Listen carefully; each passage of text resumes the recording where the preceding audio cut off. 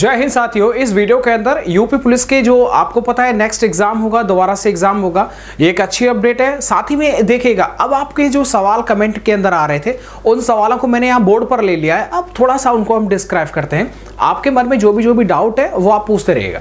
साथ ही में देखिएगा, अब देखिएगा सबसे पहला सवाल था कि सर यूपी पुलिस में जो नए स्टूडेंट है क्या वो फॉर्म भर पाएंगे या फिर नहीं भर पाएंगे। तो देखिएगा, मैं आपको बता दूं, ओवरऑल जो ये नए विद्यार्थी हैं वो इसमें कोई भी जो नया फॉर्म नहीं भरा जाएगा। ठीक है, ये बात आप बिल्कुल कंफर्म रखिएगा। ऐसा नहीं कि दोबारा से जो फॉर्म जो है मांगे जाएंगे, ऐसा नहीं, क्योंकि ऑलरेडी जो वो 48 लाख विद्यार्थी जो है वो फॉर्म सबमिट कर चुके हैं। तो ऐसा नहीं है कि मतलब इतनी बड़ी भर्ती थी और फॉर्म आते 10 लाख, तब तो ये पॉसिबिलिटी था कि दोबारा से जो है वो ऑनलाइन फॉर्म चालू हो सकते हैं, आवेदन दोबारा से आप कर सकते हैं, क्योंकि पदों की संख्या ज्यादा है, इधर स्टूडेंट जो वो परीक्षा देने वाले कम है, तो वहां तो संभावना बन सकती थी। यहाँ ऑलरेडी विद्यार्थी इतने हैं कि आपको जो वो अलग से दोबारा से फॉर्म जो वो चालू करने की जरूरत नहीं है। तो ऐसे में मैं ये मान सकता हूं, ये आप भी जानते हैं कि नए विद्यार्थी को इसमें जो है अब चांस नहीं मिलेगा, क्योंकि जो विद्यार्थी जिन्होंने एग्जाम जो है वो फॉर्म भरा है, जिन्होंने एग्जाम दिया है, वो डैम श्योर जो दोबारा से एग्जाम में बैठेंगे। ठीक है, ये सवाल का जवाब है। आगे देखिएगा, आगे आपका सवाल है सर इस बार जो है पेपर कैसा आएगा। देखिएगा, पेपर जो है वो अब जो पेपर होगा, आपको पता है 6 महीने के अंदर जो है एग्जाम हो जाएगा। अब 6 महीने के अंदर एग्जाम हो जाएगा तो आपकी तैयारी भी आपको मायने करेगी। बहुत बड़ी तैयारी नहीं करना है। अब देखिएगा, जो आपने पढ़ा है सिलेबस, जो भी आपने नोट्स बनाए हैं, उन सब नोट्स को जो बस रिवीजन ही तो मारना है। लेकिन क्योंकि अब समय ज्यादा है तो ऐसे में आप आराम से जो अब देखो, आपने पेपर दे दिया है तो अब आपको यह भी पता चल गया होगा कि प्रॉब्लम कहां पर मुझे आई थी, किस तरह के सवालों को मैं हैंडल नहीं कर पाया था। रीजनिंग के अंदर कम से कम 20 से 25 सवाल आए थे, बड़े बड़े लैंग्वेज वाले, वो हर बार पेपर में नए देखने को मिलते हैं। ये बड़ी बात नहीं, लेकिन इस बार जो आपको पुलिस प्रणाली भी पढ़ करके जानी है तो वो अलग से जो है आपको क्लासेस देखनी है। ठीक है, लेकिन ये चीज आप मान के चलिएगा, इस बार का जो पेपर का पैटर्न था वो ज्यादा डिफिकल्ट नहीं था, आपने आराम से देख रखा होगा। बहुत तगड़ा जो आपका स्कोर बन रहा था। जो विद्यार्थी पढ़ने वाले, मैं फर्जी की बात नहीं कर रहा हूं, जो एग्जैक्टली जो पढ़ने वाले हैं, देखिएगा सामान्यतः एक विद्यार्थी जो पढ़ने वाला होता है ना, अगर वो ये कहे कि साहब मेरा 260 270 नंबर था ये यूपी पुलिस में, तो फिर कहिएगा भाई इतना पढ़े लिखे हो तुम, तो 10-20 नंबर कट कैसे गया, तुम्हारा तो 350 आना चाहिए था। तो ऐसे में अगर कोई बोलता है, ये समझ लो वो फर्जी है। इतना एग्जैक्टली 260 270 नंबर 2 घंटे के अंदर, आप भी जानते हैं आपको समय जो है कम पड़ गया था।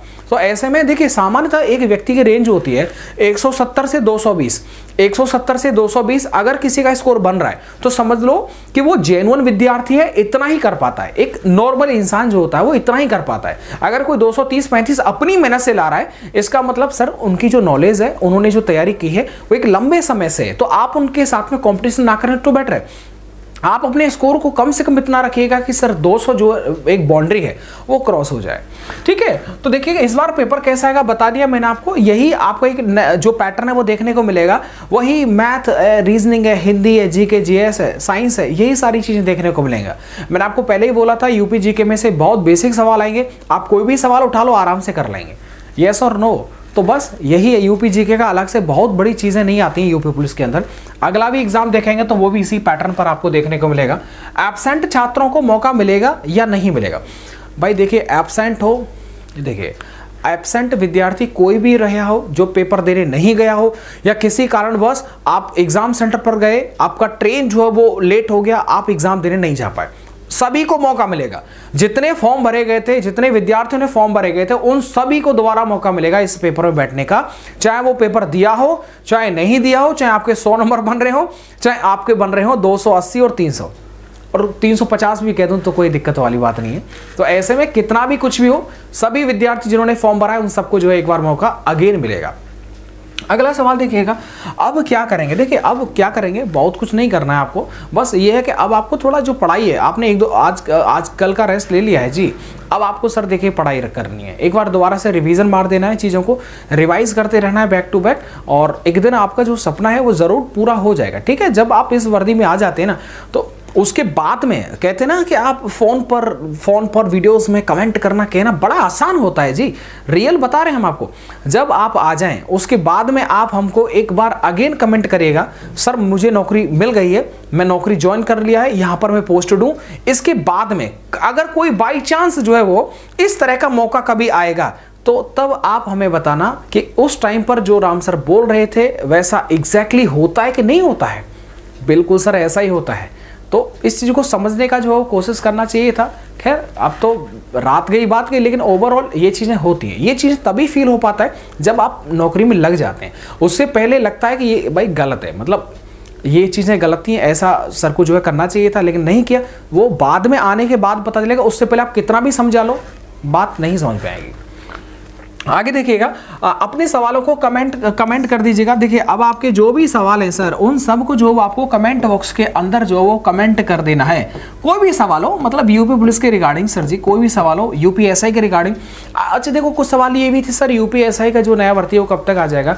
देखिए सर अभी तो उसका कोई अपडेट है नहीं, कोई भी जो है वो न्यूज़पेपर में नहीं है, ना ही ऑफिशियल वेबसाइट पर है, कहीं पर कोई भी जानकारी है नहीं यूपीएसआई के बारे में। तो बेसिकली अगर आप देखिए, अगर आप यूपीएसआई के ही एस्पिरेंट हैं एंड उसकी ही आपकी लालसा है कि यार यूपीएसआई में मुझे जाना है, तो मैं कहना चाहूँगा देखो थोड़ा थोड़ा रिवीजन आप करते रहिएगा। मतलब पढ़ाई बंद नहीं करना है, रिवीजन आप करते रहिए, ठीक है। बस एक समय ऐसा आएगा कि आपका रिवीजन से बहुत सारी चीज़ें जो वो कवर हो जाएंगी। एंड आप और हम बहुत बड़े मतलब अमीर लोग नहीं हैं, ठीक है ना, तो ओवरऑल वही मिडिल क्लास फैमिली से संबंध रखते हैं। तो ऐसे में आपका हमारा सिर्फ जो धन है ना, जो सबसे बड़ी पूंजी है, वो भैया ये किताब है, पढ़ाई लिखाई है, इसके अलावा और कुछ नहीं है सर। तो बस अपना आप ध्यान रखिए, मेरी तरफ से बेस्ट ऑफ लक। आप बहुत खुश हैं, बहुत हैप्पी हैं, होना भी चाहिए। आपने जो प्रयास जो मेहनत किया उसके लिए इतना तो बनता है, ठीक है। एंड अब आपके जो गिले शिकवे हैं उम्मीद करता हूँ अब तो कम हो गए होंगे। एंड ये देखो प्रॉब्लम था, ठीक है, ये एक दिक्कत थी, उस चीज़ को हम इग्नोर नहीं कर सकते। और जो विद्यार्थी जो ऑलरेडी जो समझदार हैं, जिनके भाई वगैरह इस फील्ड में हैं या फिर बहन जिसकी फील्ड में है, तो उन्होंने जब ये सवाल किया अपनी बहन से, एक कमेंट मेरे पास में आया, सर मैंने अपनी बहन से यही सवाल किया था कि राम चौधरी सर इस मैटर पर क्यों नहीं बोले। तो उन्होंने जो जवाब दिया वो इतना संतुष्टजनक जवाब था कि उसका अगेन कमेंट आया और वो समझ चुका था कि सर बिल्कुल मैं आपकी परिस्थिति को समझ चुका हूं, इसमें जो है आपको समझाने की या माफ़ी मांगने की, खैर मैंने अपोलोजाइज भी जो है आपसे किया, माफ़ी भी इसके लिए क्षमा प्रार्थी भी किया, ठीक है। वो एक मिस्टेक था, लेकिन वो मिस्टेक आप समझ पाएंगे, वो मिस्टेक मतलब हो ही गया था, बाकी होना नहीं चाहिए था। लेकिन मिलता हूं मैं आपको नेक्स्ट वीडियो के साथ। वीडियो को देखने के लिए आप सबका बहुत बहुत शुक्रिया, थैंक यू।